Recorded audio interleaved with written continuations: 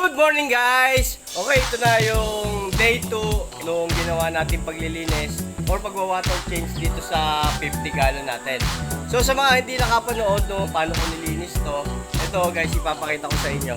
Guys, ito yung 50 gallon na nilinis ko kahapon. Yan, makapansin nyo yung mga sump.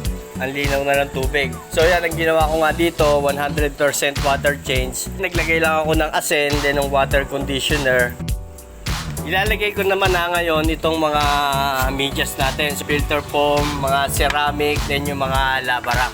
Okay, so ito mga kapisda, yung pinaka mga filter foam niya. So yan, ilalagay ko siya dito sa pinakaunahan na chamber. Yung tubig dito, ito yung tubig pa kahapon. Yung hindi ko siya hinugasan sa bagong tubig para hindi mamatay yung mga beneficial bacteria.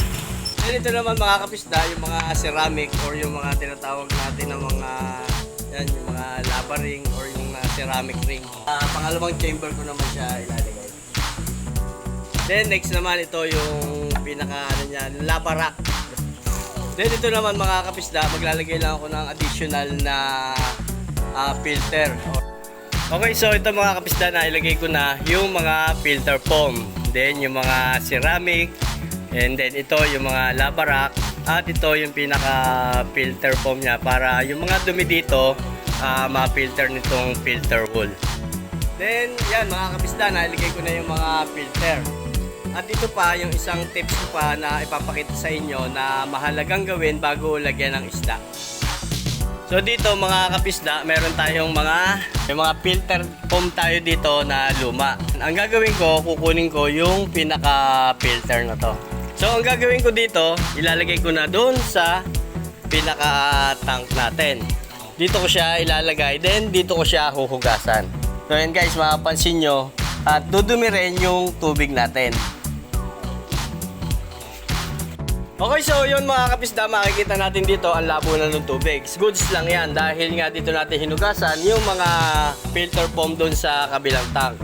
Then after an hour, lilinaw na to, then lalagyan ko na siya ng isda. Pwede na natin siyang lagyan ng isda. Ang ilalagay kong isda dito guys, yung mga feeders. So yan, kumbaga yun yung magiging test piece para sila na yung magpatuloy doon sa pag-fully cycled natin dito sa aquarium natin.